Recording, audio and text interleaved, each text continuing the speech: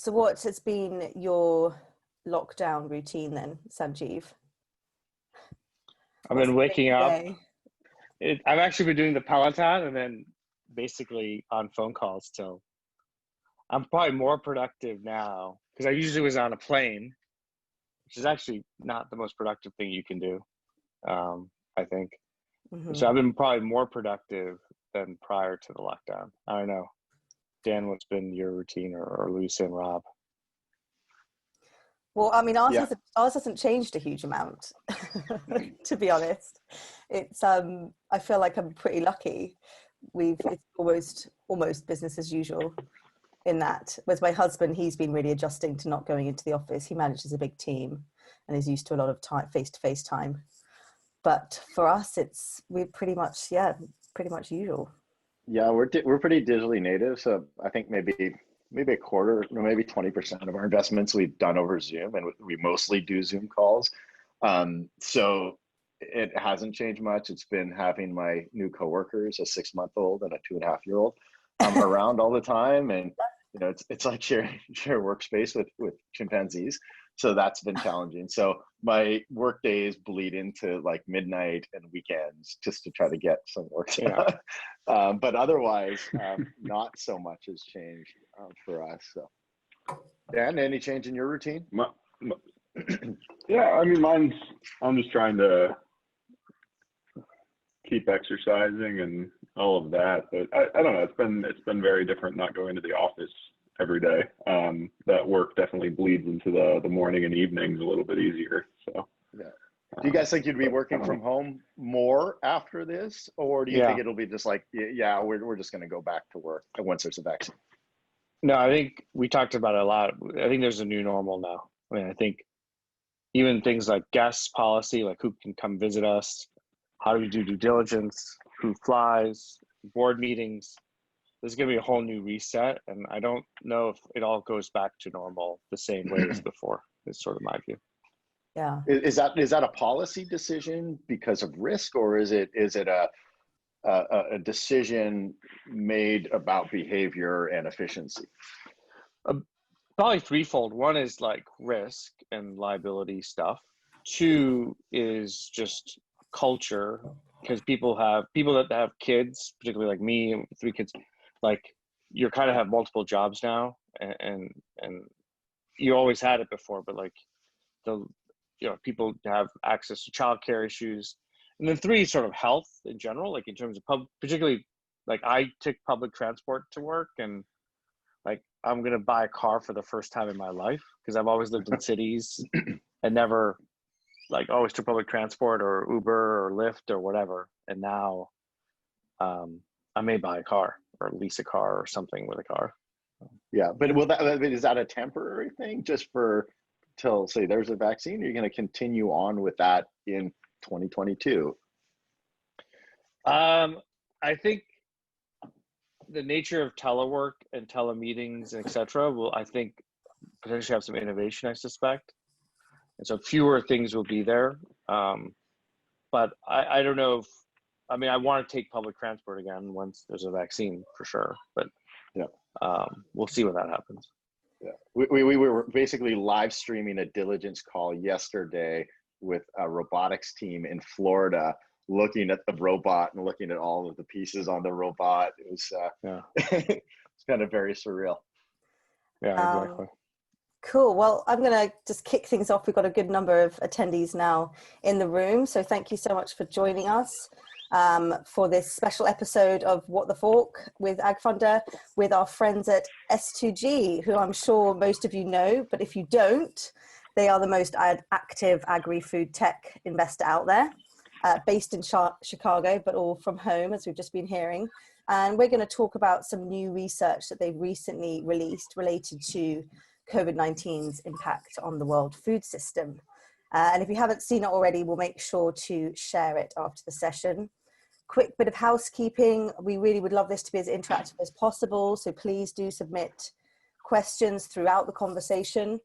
And we're going to hear from Sanjeev Krishnan, who's the CIO at S2G Ventures. Say hi there. He's up on a plane where he is wishing to be, maybe, we're not sure, and his colleague Dan Ripner, who's a senior associate at S2G with him. So let's talk a bit about this report you did. Why did you decide to do this? So I think, we were like most venture funds, right when this crisis started, we focused on health, team health, portfolio team members' health, business continuity, cash management, sort of business strategy and tactical shifts that we need to do potentially in the portfolio or company by company. And it felt, that was pretty urgent and needed to be done. As that was sort of a week or two into it, we also wanted to step back from it just because we wanted to understand sort of the mental model of how we were going to do this. And people were talking about 08, 09, and then people were talking about 9/11, and then World War II, and none of those mental models fit in our view. And so what we did is really try to look at sort of pandemic economic history, and then understand sort of what the economic issues were, what the public health issues were, and then what happened as a result, whether in markets, in the economy, in innovation, the nature of governance, consumer behavior, et cetera, et cetera, et cetera. And so that's what led us to sort of a very odd genre of pandemic economic history, and then the implications, therefore, after that. And I think that's kind of what's in the report. We normally do these reports quite a bit internally, and this is sort of the first one we've released sort of more publicly. Why did you decide to release this one publicly? So I think, and I think you guys know this, we're trying to build a community, and so you all, I think that's one of the reasons we collaborate a lot together. Because our thesis is this sector pre-COVID has been historically very undercapitalized, despite its relative weighting to GDP and relative weighting to other sectors like healthcare, life sciences, or tech or other things. And we wanted to sort of highlight the importance of the sector. The way this crisis becomes a catastrophe is if the food system has major issues. And the other thing is this was right around the phase of hoarding and some concerns around that, and then concerns around some of the breakdown in labor. This was, and logistics, is innovation and entrepreneurship never been more important. And so we wanted to encourage entrepreneurs to continue to innovate, and then we wanted investors to continue to invest in the sector. Because A, I think there's good returns to be made in the sector, but B, sort of the importance of the sector, particularly during a pandemic. Yeah, and so what would you say some of your key learnings were in delving into that pandemic history over the years? Because you really went far back. Yeah, I mean, we looked at the Justinian one and the bubonic plague, and then the last four, we probably spent the most time on it. A lot of people are looking at the Spanish flu. There's certain friends of mine that really think 1958 is the analog to this. So we looked at a nature of sort of pandemic economic history. And what was interesting is a lot of it, they are different in terms of time to recovery, the economic cost of those. I think, I don't know if it'll be this time around, because I think there's some differences between this pandemic and prior ones, but, they tend to be more V-shaped, which has surprised us. We kept that we didn't expect that relative to other traditional recessions. There are major economic issues and outcomes that resulted, in terms of unemployment, how markets behaved as well, but also kind of how innovation took hold. Every one of these pandemics, the major ones, had an innovation cycle that followed. And we can go through some of that if that's interesting. The nature of governance changes as well, in terms of how the role of government has to play in the near term, and we're seeing that play out this time around as well. And then the role of the consumer around trust. There's a group called Spring Lane Capital that's doing some interesting work, and they call it the web of trust that happened post the Spanish flu. The role of health and healthcare systems.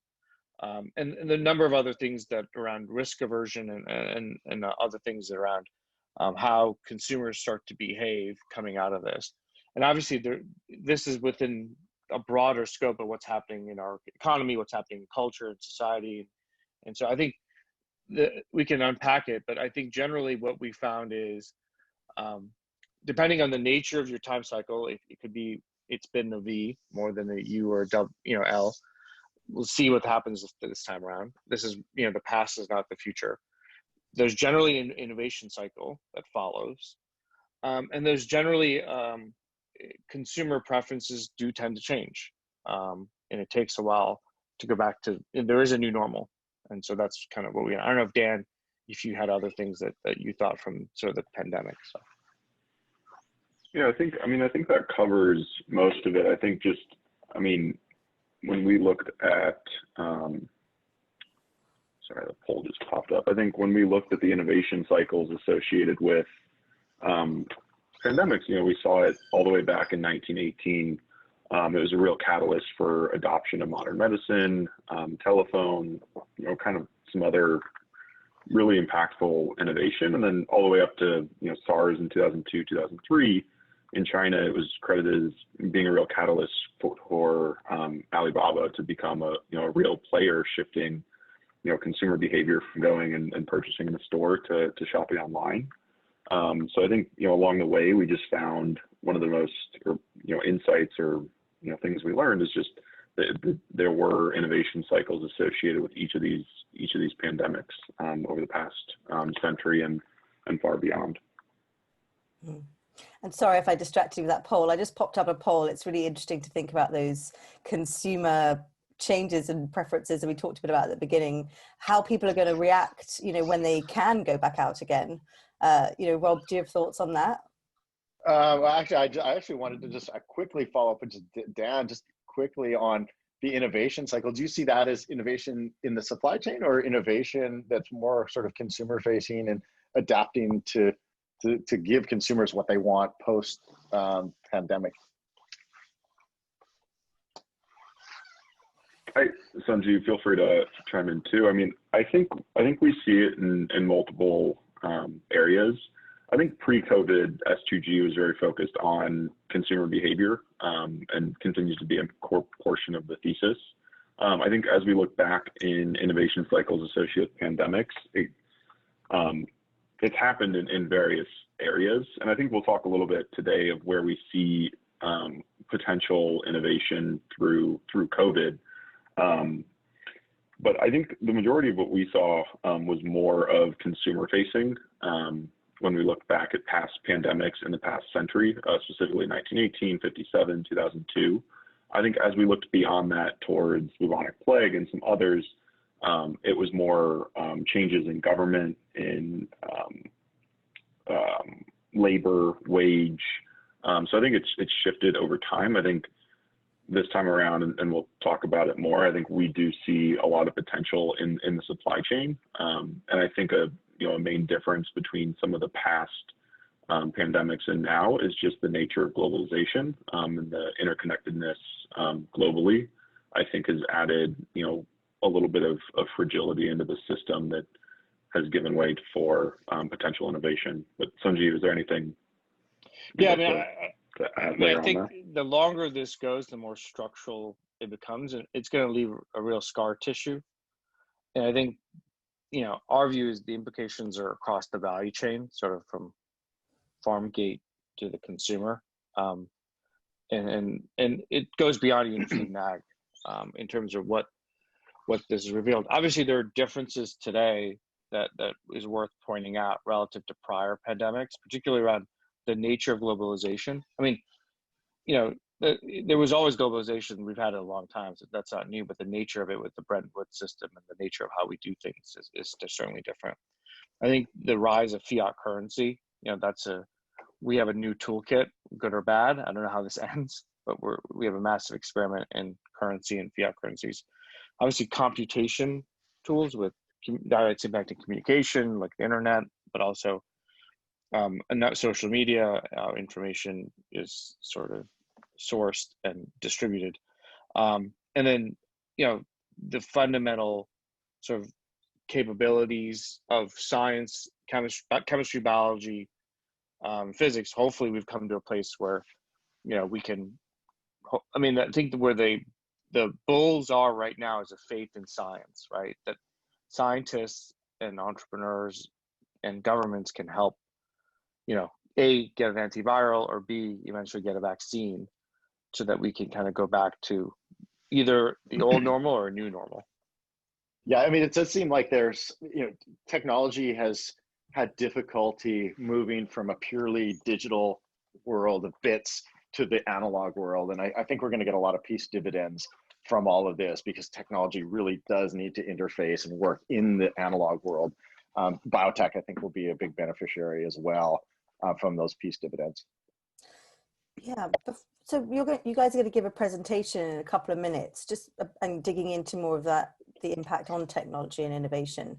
But before that, I just wanted to ask, you talk about the supply chain, Dan, and talking about the pressure points there, and your research highlights some of those specific pressure points. Can you just share a few of those? Yeah, we looked at we took a very global view, and I think some that we unpacked and looked more as kind of case studies are that are interesting, is just kind of connectedness of these different kind of supply chains. I think one example is just kind of in animal agriculture, and I think it's been highlighted well in news and media, but just the closure of processing facilities has an impact both in terms of upstream and downstream logistics.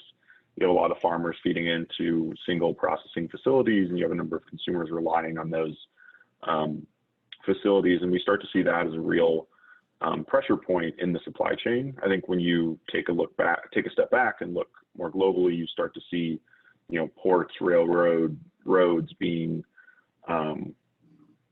increasingly important on getting a massive amount of the crops grown globally to their kind of end destination.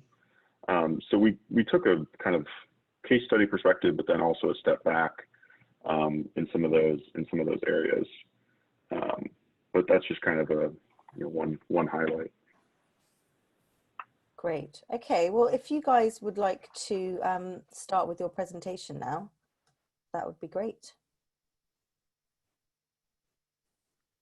Good. So, well, Dan brings it up. I think sort of what we found, the first two sections are sort of, I think, perspectives on pandemic economic history, and then sort of the importance of food and agriculture to humanity, and particularly to ensure that.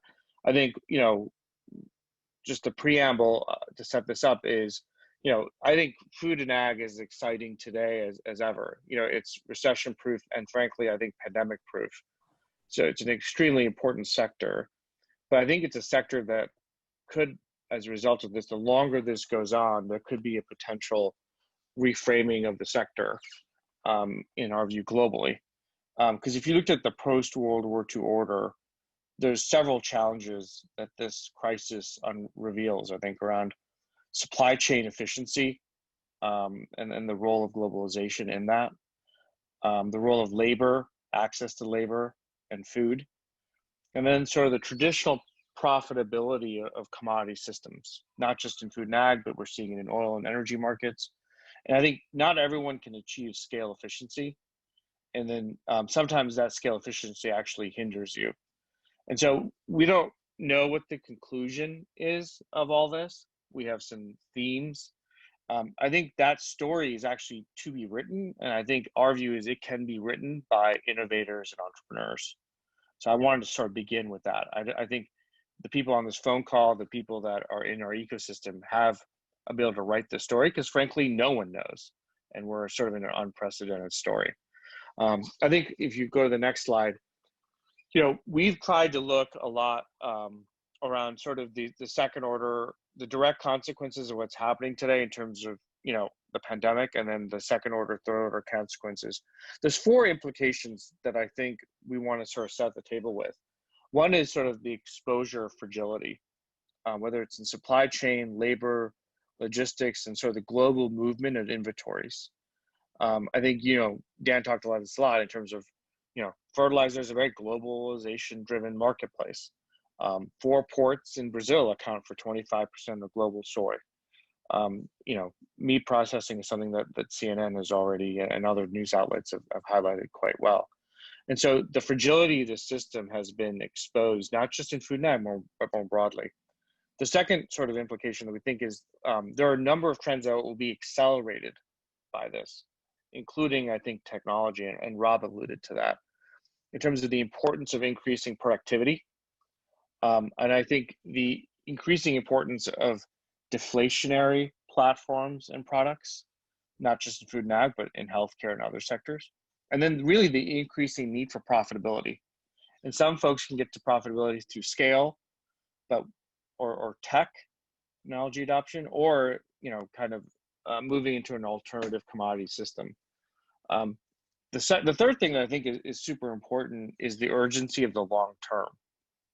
I think in markets, in life, what this crisis kind of highlights is trying to resist the allure of the short term. And I think this was a tail risk. There'll be other tail risks that come. We think about climate change. We think about global healthcare liabilities. We think about a number of other things that I think could, future pandemics that are occurring in animal health or plant health or human health. The final thing that I think that I left this research with is anything is possible is the new norm. I think the millennial generation and Gen Z went through a number of 100-year events like 9/11, 08, 09, and now this. So I wonder what this implications has economically, with politically, scientifically, and in consumer behavior as well. So next slide, Dan. And so, we are coming out of this, we're increasingly going to, focusing our investment around things that are both resilient and pay for that resilience through technology deflation. So what I mean by that, it sounds abstract and opaque, but people talk about wanting a resilient system coming out of this. Resiliency often costs money to build. If you look at part of the reason we've had the supply chains we've had is they've been just in time, and there's been a punishing focus on efficiency. And so if you're going to try to build redundancy and adaptability, people are, are considering, onshoring manufacturing back in the US. And I think, or onshoring manufacturing in their home country in general. And there's a potential for some of that to increase costs. And we think this is a great opportunity for innovators and entrepreneurs to really come in with how do you build deflation and resiliency at the same time. And we can get into that in more detail at the next thing. The other concept is antifragile. And it's obviously a term that was made very popular by Nassim Taleb's book, Antifragile. And I think this is actually particularly interesting in food and ag, and in healthcare too, which is sort of much more where complexity becomes your friend. You've got a lot of different, where entropy becomes an enabler. And complexity is inherent in, I think, in food and ag. It's a very much a complex adaptive system with nonlinear outcomes and relationships. And we can get into some themes that I think we can do that. We will continue to make investments in things that are fragile and traditional resilient. I'm not saying we won't do all this, but we're trying to take a new lens in terms of how we think about, sort of at a 30,000 or 90,000 feet level underwriting and portfolio construction. Next slide, Dan. And so these are like bringing it to like a little bit more, getting it from 90,000 feet to what do we mean, at a 10,000 feet level, about distributed modular systems, agility, deflationary platforms, things that embrace complexity. And then we note some specific subsectors that, potentially we could talk about, Louisa, during the Q&A process. Next slide, Dan. Perfect. So I think kind of narrowing this in on specific sectors, we really took a view, we've been monitoring kind of trends over the past 4 to 5 years. We think these trends were kind of in motion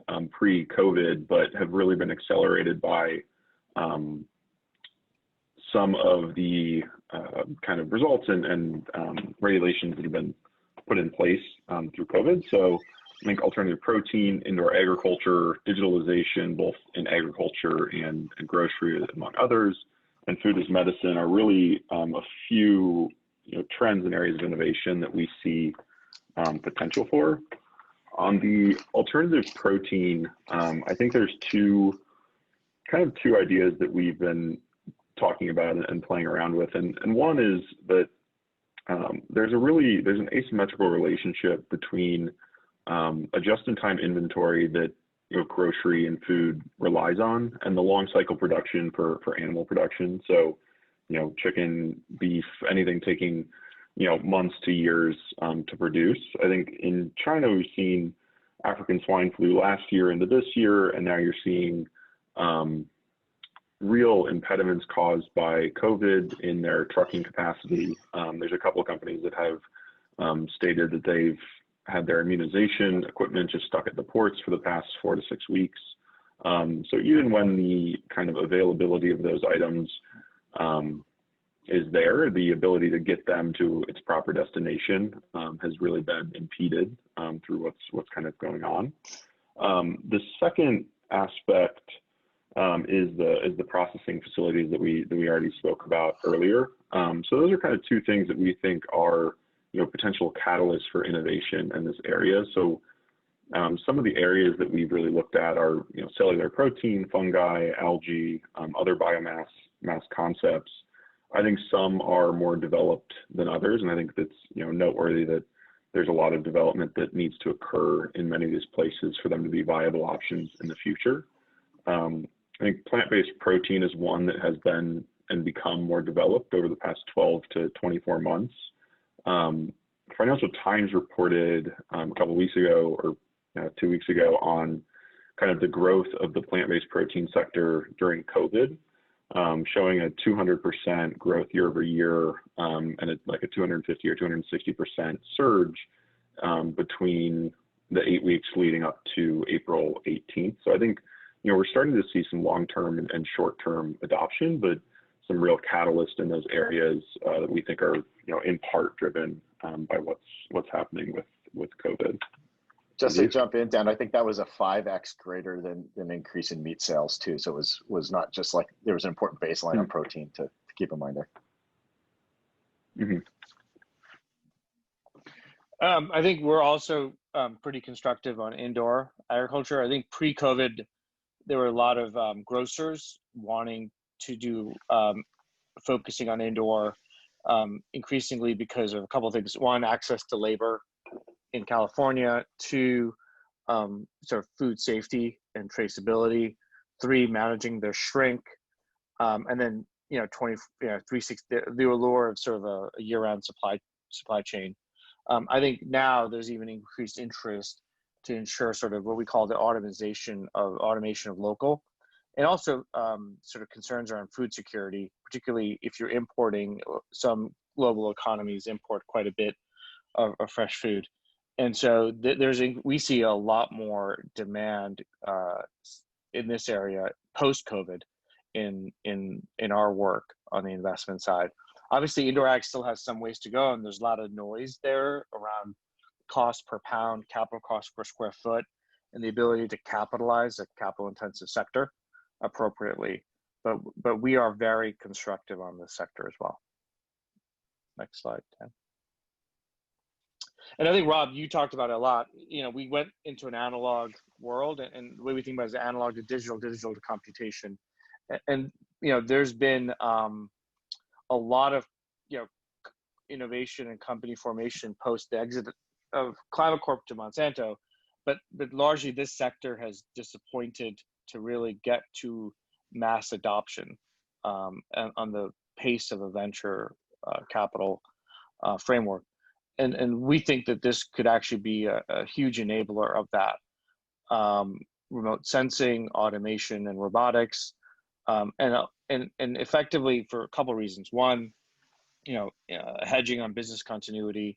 Two, really an increased focus on productivity, and any way you can get it, and how do you think about that? And then three is what are the second order and third order potential implications of digitizing the supply chain, either to increase efficiency of the overall supply chain, or create more second order opportunities about traceability or financial services or a number of other areas that could help both, not just the growers and the channel to the growers, but the overall system, whether it's a CPG company or a grocery firm. Next one, Dan. Channelization, I think, is super important. And we talk about grocery, but I think it's happening across the value chain at the moment. And I think this is probably one of the most profound long-term implications that will occur.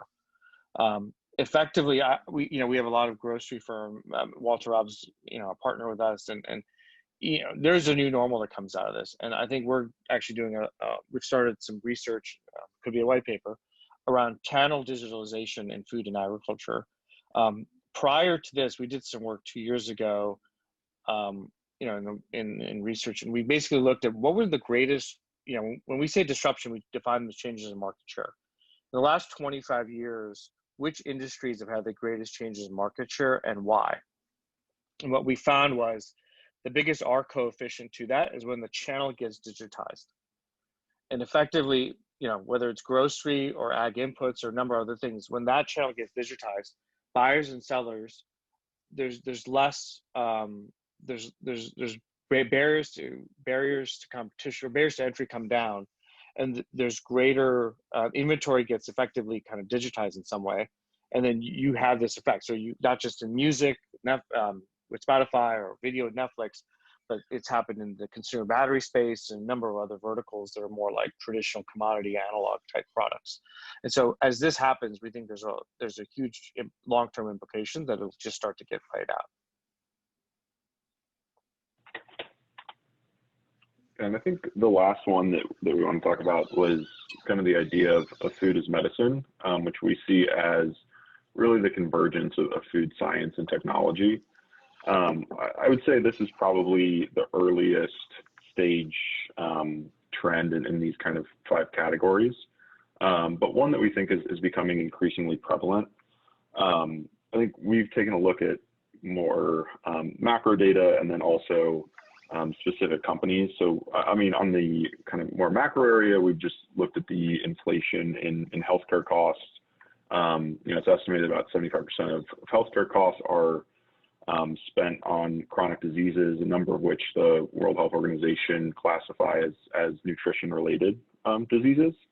I think the other aspect is that a lot of modern medicine is modeled off of naturally occurring molecules. It's something like 60% of all FDA-approved drugs.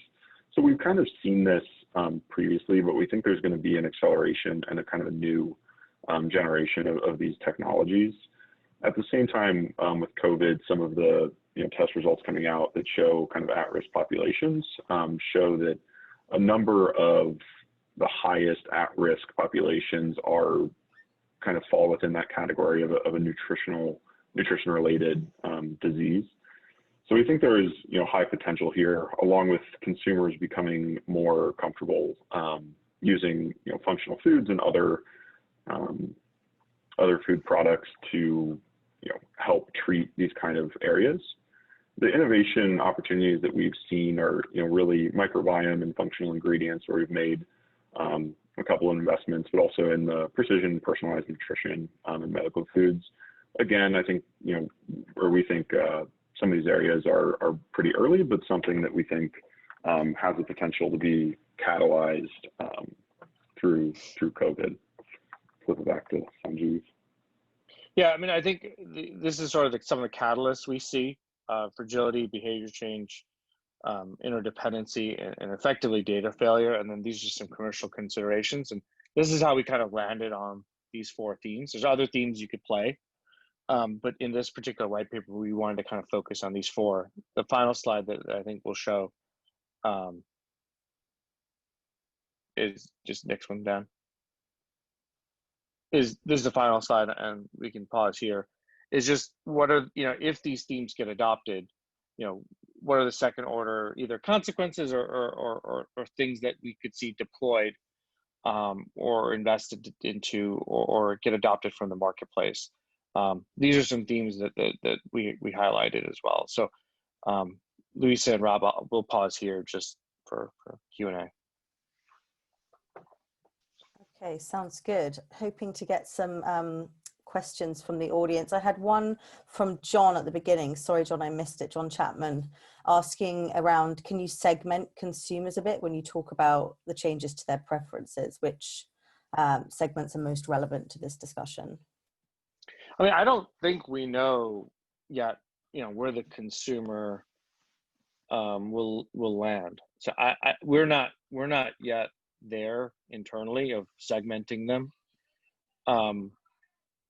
Prior to COVID, we did see a huge increase in consumers wanting to spend a greater proportion of their income on food that they felt was more authentic, more innovative, more fit certain profiles that they wanted to buy. I think post-COVID, you're going to have a global recession, if not a depression, potentially, depending on policymakers and public health outcomes. And so you're going to have massive pressure on cost overall, and then how that impacts food and ag, we will find out. But I think, which is why we stress decommoditization with deflation. So we're not yet there in terms of how you segment which consumers will do what and behave in which way. I do think one consumer behavior that will be super interesting post-COVID in the next 5 to 10 years is if more and more people buy groceries online, what does that do in terms of how they think about buying? And we think that leads to more mass customization as opposed to kind of buying. Right now there's a flight to sort of safety, if you will, with trusted old brands. But as the channel becomes digitized, we've seen this in almost every sector. Incumbent players don't often have sort of brick and mortar advantage, tend to have less advantage on the digital stage. And so that's going to be interesting. It's a longer tail for sure, but I think small emerging brands and innovative differentiated ingredients, and then the search for differentiation is going to continue in our view as well. Yeah, speaking from personal experience, I've always done a lot of online shopping for several years now, and I know that I experiment a lot more with emerging brands and new brands that I find on those online platforms. So John had another question. Thank you, John. Will the attractiveness of being in farming go up? Shouldn't disintermediation and deflation lead to stronger margins for farmers as well as better predictability in their business models? I think it depends on what kind of farmer you are globally. I think we've seen anecdotally and within our portfolio, if the direct to consumer or the direct to farmer to consumer or whatever, however that's scoped, huge demand for that. And I think in terms of margin capture, there's a scope for that, I think, for sure, especially, but there's also been huge issues around farmers exposed to food service as well. The thing that I don't know is, with the collapse of oil and then the linkages to ethanol, we've gone through a couple super cycles, right? We went through the China protein super cycle in soy that showed soy acreage globally go up because of that. And then post 9/11, we had the ethanol super cycle. Pre-COVID, we were at the tail end of those, two super cycles kind of coming down. And, if corn's sub 3, soy is where it is, we really need farmers more than ever, but what is their profitability? What is their livelihood? And I think, how are they going to increasingly survive, especially in the US context? And so, our hope is entrepreneurs and technologies can help increase their profit per acre. And so they don't necessarily have to get big in order to get profitable. Mm-hmm. I had a question. You were talking about the different sort of categories of startups, and you talked about the fragile and resilient next to the agile, anti-fragile, and you made a quick comment saying you'd still invest in some in the fragile and resilient sort of category. Is that because you're not imagining a pandemic is going to be coming around every 10 years, or just talk through how that's still, you know, appealing given the circumstance we're in? Yeah, so we have a number of companies that are resilient but cost more than, say, they're not deflationary. So we have a number of brands that have, you know, they don't have like one central facility. They may have 20 or 30, and it's like empowering local farmers whether it's in the poultry space, or whether it's in the egg space, or in the grass-fed dairy space, et cetera, et cetera. And so they've actually been, you know, quite well positioned in the last 2 or 3 months. But they offer a premium product often. And so we think over time they could deflate, but I think they do offer resilience in terms of they've got multiple decentralized modes of production, and then they can deliver, you know, within a fraction of the food miles that, say, their competitive products get to, because it's localized supply married with localized demand. But they're potentially not deflationary because they've got a unique, you know, sort of production scheme or unique sort of perspective on that. So I think that is certainly we will do. And I think there are, I mean, that's an example of something we'll continue to do, because there's potentially another dimension to their resiliency that may cost more. But if we think there's a certain genre of consumers that will pay for it, and then that's a land and expand for them to get, you know, over time cheaper. Rob, did you have any key takeaways from the report that you wanted to talk about? Yeah, so I mean, I just thought, you know, on the automation side, I mean, one of the things that we saw was really interesting, to both talking to some of our portfolio companies, talking to other companies in automation, is that their clients are seeing pressure from their lenders, their investors, to what are you doing to mitigate these risks? And automation becomes an important key to all of this, because people create an additional risk here. And the more automated you are, the more chance you have to stay up and running. And there's been greenhouses that have gone down. There's been some ranches that have gone down. And so, you know, how can we minimize the staffing while still continue on? And so there's that risk aspect that may be something that's put a demand that's placed on the operators, that you need more automation. Otherwise, we're not going to lend to you. And that could be a real accelerant out of this. Yeah, I think we've seen the same, Rob, in terms of a desire for automation. I think automation to me it's sort of, I think one of the things that's interesting to me is I define as, and you have a much better definition than me, Rob, about it, but it's like software and sensors in some ways at a very crude level. And we're going to invest in both those, because I think there's a preamble to automation, which is you need the data to really, you know, program. You need to program the robots, if you will. And I think we've lived in a frankly analog food system and continue to. And so I think as labor fragility becomes more and more, you know, mainstreamed, I'm wondering if that changes the adoption cycle of some of these things. The second idea from an investing perspective that I'm curious to get your opinion on, Rob, is traditionally some of these automation features and businesses have been in TAMs that are kind of seen as small compared to, like, you know, self-driving autonomy or truck driving or whatever. And it's hindered sort of further investment, you know, in the Series B or Series C, Series D. Do you see that? Just can you talk a little bit about those two dynamics? I'm curious, because I know you guys are doing a lot in this space. Yeah, I mean, you know, I think once you've got a lot of white space around you as you start to go down the path of automation. So you can solve one problem, and then just being in that space and gathering that data, you start to get to sort of these network effect advantages in your market that creates potential to increase the total addressable market. It is so tough when you, obviously, as you know, doing seed and Series A investments, we're often asking the question more broadly can this be an important company? Because, you know, and if it can, then it's going to be well positioned to take advantage of new market opportunities, open up new markets, create new opportunities.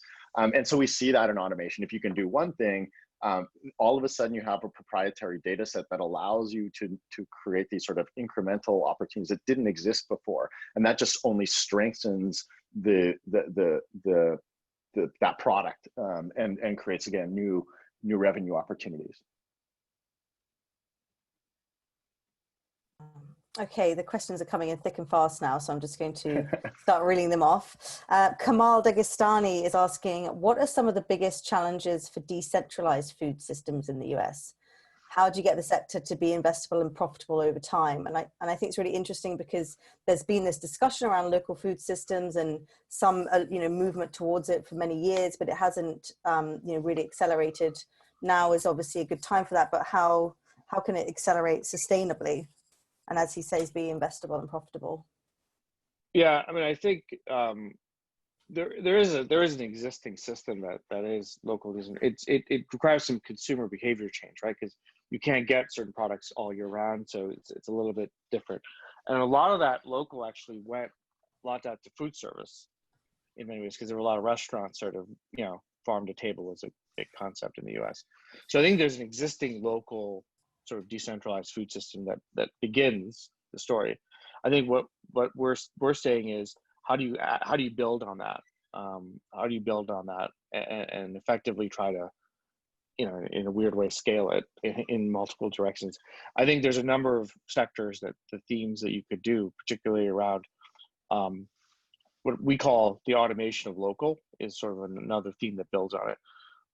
Indoor growing is one that we're constructive on.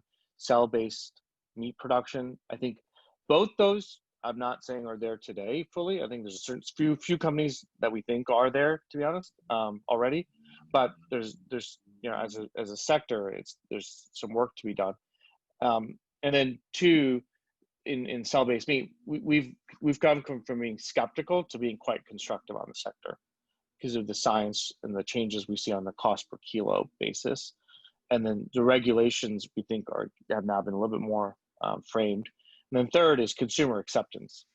And so if you're out of pork, to Rob's point a little bit, you're gonna have, I think we always have believed in all the above protein story. We invest in animal protein, we invest in plant protein, and we invest in cell protein. And I think, in this crisis, you're gonna see consumers, if you have more, you're gonna have waves of this, right, that come until we have a vaccine. And so, consumers are going to buy everything. They're going to buy animal, they're going to buy plant, and I think this is a catalyst for even globally to try sell. The final thing that I think is going to be a catalyst is really globalization and deglobalization. You're going to see economies like Singapore, like certain countries in the Middle East and others, want what I think Ray Dalio says sort of is self-sufficiency. And so not fully reliant on a just-in-time, very efficient global chain, but how do we, if this happens again or something else happens, how do we become self-sufficient? Well, I hope that answers your question, Jeroen van Eegen, on consumers, how they're looking at cellular meat. Increasingly, will be keen to try it. Rob Syke is asking, how do you see on-farm advice changing post-COVID? So yeah, we've been thinking about people. It's been very medicine. Cleveland Clinic went from I think 5% telemedicine to 70% today. Obviously, it'll shift back, but telemedicine is something that frankly people have like effectively fought for a long time, and now it's like the new norm. Harvard, I was speaking with a professor there, basically fought teleeducation, and then within 30 days, Harvard went straight to teleeducation, and in the fall they're having real discussions of what they do. I think teleagronomy, I think, is an interesting concept. I think a lot of people, and we respect this for sure, is agriculture is local. Advice is based on long-term trust. But how do we? I think there is a role for teleagronomy to be paired with local agronomists that have that relationship and that deep trust with the grower. And I think you're going to see more. That's why we think there's going to be more adoption of this more globally. At least that's our bet and our view. Al Sign from Atellanair is asking, what do you think digitization would do to the big ag players, the large retailers, and the broad acre farmers? Do you see further consolidation across the board? I mean, in the input side, it's hard get more consolidated, I guess. But in terms of consolidation, I think, you know, particularly what's happening with oil right now, and what's happening to the global commodity systems, you know, the global commodity systems, to me, commodity systems are the lowest cost producer wins or the lowest cost of capital provider wins. You know, if you look at just any commodity, and, you know, either you want to play that game, and I think we are investing in companies that basically try to help improve productivity, you know, of farmer behavior, or you get off the commodity bandwagon and you do other things, different crops you grow, different systems you grow in. And so we're investing across companies that do both those things. But I think digitalization writ large will greatly lead to second order consequences that I don't think any of the companies today are fully have it in their business models. But it will unlock new business models that I think we're not even imagining today. And that's what excites us, frankly. Mm-hmm. Lara Nuchovic is asking, you didn't really talk a huge amount about ag biotech, but she's asking if crop protection, ag biotech, genetics themes are ones that you look at. Seems that they were popular investment themes in the last year. Yeah, I mean, yeah, like I've said this before, and we're investing behind this, and there'll be some news that comes out with more investments behind this. Is I actually think we're going to go through a golden age of genetics, is my hope anyway. And it's really based on output traits as well as input traits, that we don't have to set, you know, one for the other. You can upregulate and downregulate both and get the ideal sort of outcome. Here's why. I think as grocery becomes more competitive, there's going to be a search for differentiation. And so you're going to see grocers and CPGs, especially as most things go online, the search for differentiation is going to learn for, like, how is this tomato different than that tomato? How is this herb different than that herb? Or how is this new product that's not out there be more interesting? Or how is this, you know, in protein, you know, what are the different ways we can produce protein? Whether it's, you know, how do we improve soy? How do we get proteins and things that didn't have proteins before? Or how do we think about flavor characteristics? And then can you then can farmers make more money doing that, growing those different things? And then can we segregate them enough in the supply chain, which is a big issue, I think. But how can we get more profitability in the overall system while giving consumers a differentiated experience, you know, for what they eat? So I'm very hopeful that this will actually channel digitalization. I think is going to have deep impact long-term on genetics. I know it sounds weird, like grocery e-commerce having impacts on genetics, but I think we do see some system impacts of that. Mm-hmm. I've just put out a quick poll because I know we're slightly running out of time, but interested to know what investor appetite is amongst the audience.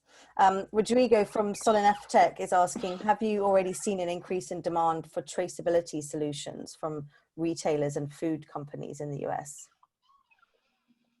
We anecdotally, we have. Again, it goes to, that's sort of the answer to the question, anecdotally. And so we can't live in an anecdotal world. Mm-hmm. And so we've got to figure out traceability in much more detail. I think the reason is they're kind of driving without full headlights right now. And I think this crisis has showed them that they need to have a much more, a CEO of a very large grocer was on a private call that I was on and said, hey, we're now looking at second order and third order supply chains. Forget food and ag, everything we do. Because we need to know when we're going to be short certain products. And if we don't know the second order and third order supply chains, if you have long supply chains that start somewhere else and end up at our store in Virginia or our store in California, like, we need to know where it starts. And that's, I think, prior to this, I was sort of like, who pays for traceability and why does it matter? We always thought food safety, you know, that matters and people would pay for that. But now surety of supply and understanding long supply chain risk is going to be something I think could get some money allocated to it and henceforth some adoption. Interesting. Related to functional medicinal foods, do you think consumers will gravitate closer to biodiversity as a cultural interest and growing social need? We hope so. That sort of goes to the point around genetics, as hopefully we go through a golden age of new flavors, new medicinal comment. The thing that we're trying to do, and we were going to do more of pre-COVID and we'll do more of post-COVID, is working on actually another white paper on food as medicine, talking to pharmacy chains, like, that you all know of, as well as pharma companies like GSK or Abbott or others, and sort of understand and sort of try to get them into the food system. Because I think, we think that if you look at comorbidities, in this crisis, I have quite a number of friends who are pulmonologists. When they're treating COVID patients, there's a big correlation, and there'll be some research, I'm sure, done in 2 years around like obesity and some of these other heart disease, some of these things that actually have had huge impacts, on COVID outcomes. And so we have to reshape the food as medicine and biodiversity, I think, in a way that's much more scientific, and rooted in clinical research. And we're open to funding those companies, knowing they cost a lot more to build than, say, a traditional brand does, because of the financing the clinical trials is going to be a lot more expensive. So we are interested to invest in that sector, knowing we like them. Ideally, we're interested in brands or ingredient companies, but brands are also interesting to us just because you can go directly to the consumer without having to wait for an ingredient adoption cycle. But we know that they'll cost more to build than traditional brands.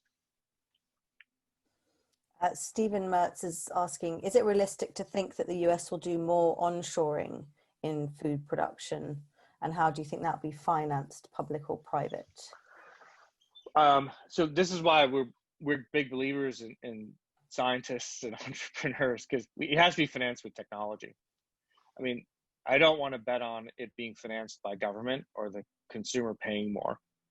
It's got to be financed with folks on this call, folks in our ecosystem, coming up with those outcomes, but at a cheaper price than this. And so if we get a business plan where it's like, we need to onshore, but it's reliant on, the federal government subsidizing this, I don't know if we're that excited about it as much as, hey, this technology used to cost $10 a widget. With my innovation, it costs $2, and we can produce it onshore. Mm-hmm. Albert Seng is asking, if environmental sustainability is important, what group do you think will be the biggest driver for change? Consumer demand for sustainable food, government policy, or economics?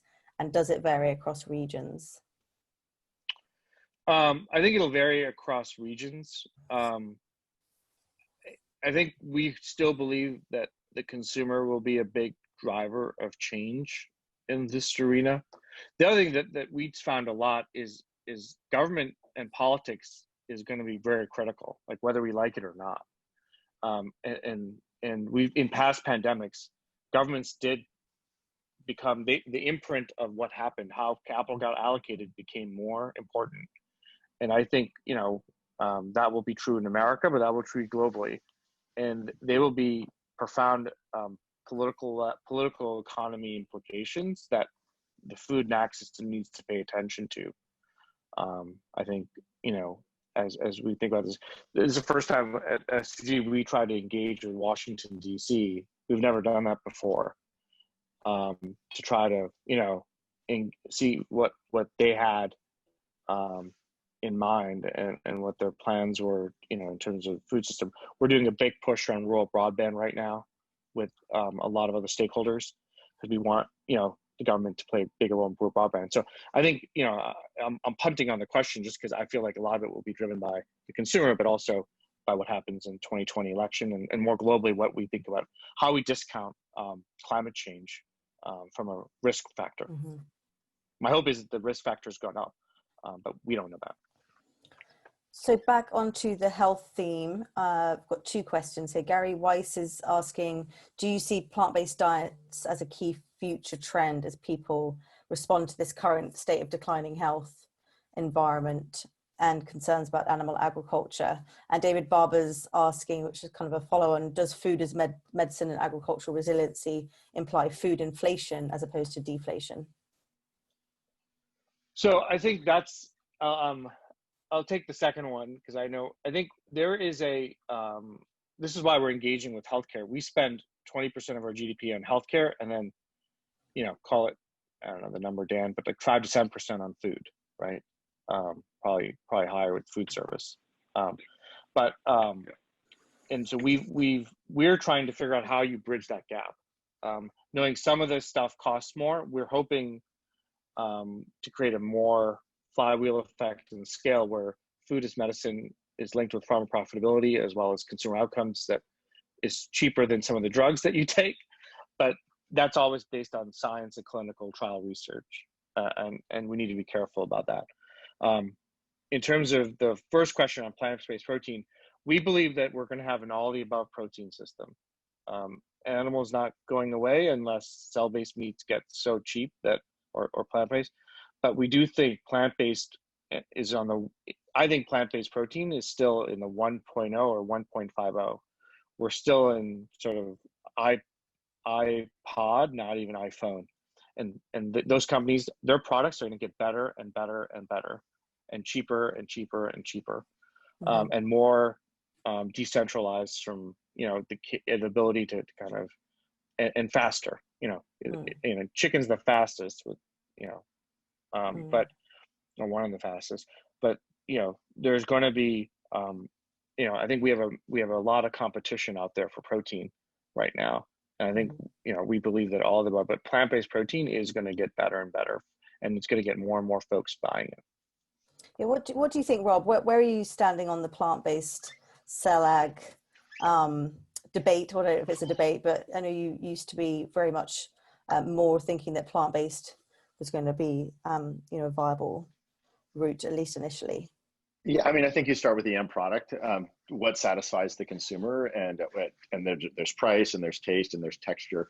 The ability for plant-based to scale is a little more inherent, at least today.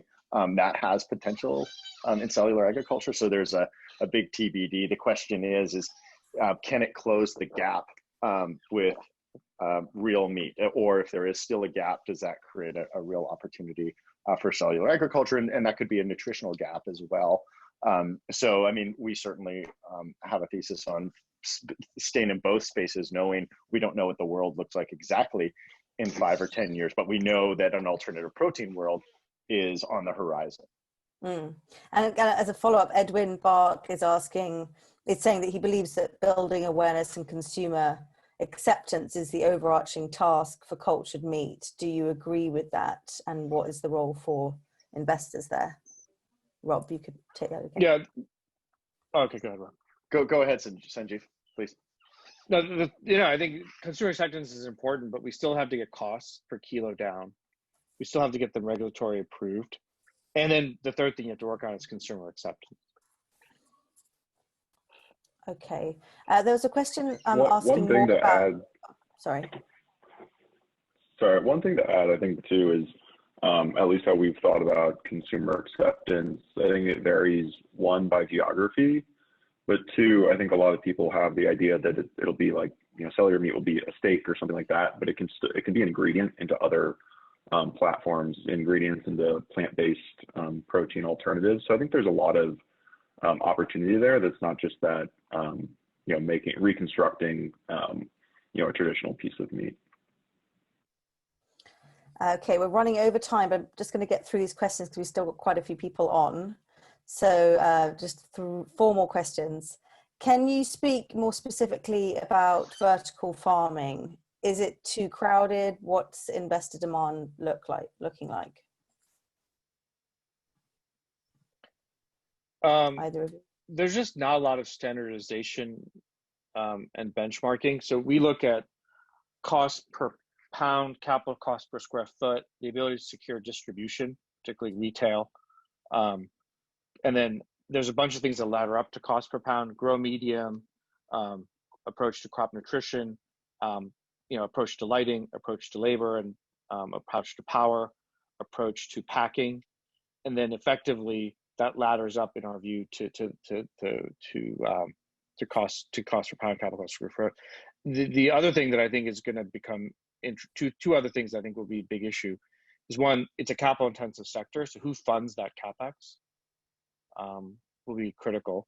And then two is, as that sector becomes more known, the different modalities, whether it's hydroponic, aeroponic, bioponic, etc., consumers will eventually have a view of, hey, like how are you growing it, and what does that mean?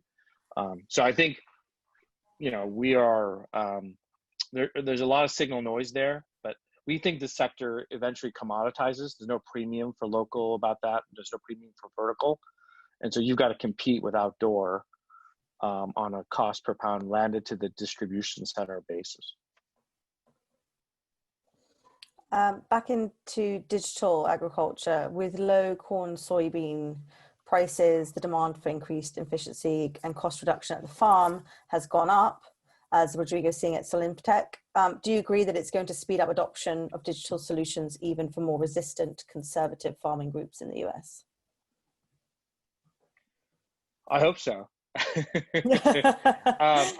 I think we're allocating capital on that basis, but we're hoping that it does. But I think these companies have to prove themselves as businesses, not just platforms. And so, how are you generating revenue?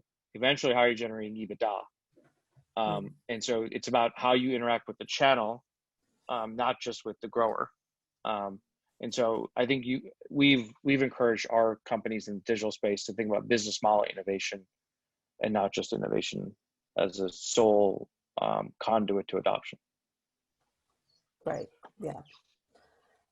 So we have one more question. I'm not quite sure I 100% understand, but it's asking about how can you use small local farms to feed the growing global population? I think that probably speaks back to what we're talking about, local food systems and scaling those. Is it more about digitizing how they operate so that they can function as large networks to be able to provide that amount of food to such a large population, or how can it scale? So the way that we've thought about that problem is there are going to be producers that are focused on yield per acre, and that's their modality, that's their identity, that's their sort of path to cash flow.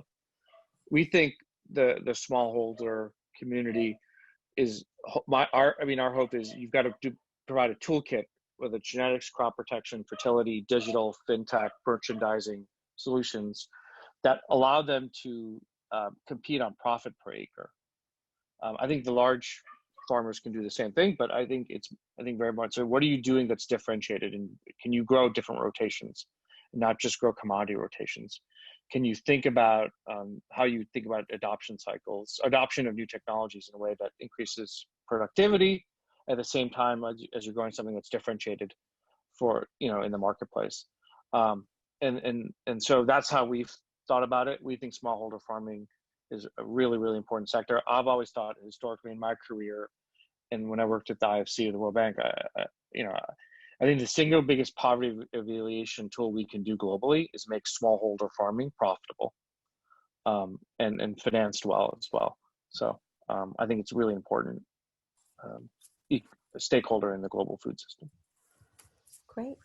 Okay. Well, we got some poll results back, and digital agriculture was the most popular category as an investment area, followed by indoor ag and alternative proteins. Food delivery platforms was the least popular. All right, well, I think we'll finish it there. Thank you so much to everyone who stuck on the line, and thank you to you for sharing your research. Thank you. Thank you. Bye. Bye. Thank you. Bye, everybody.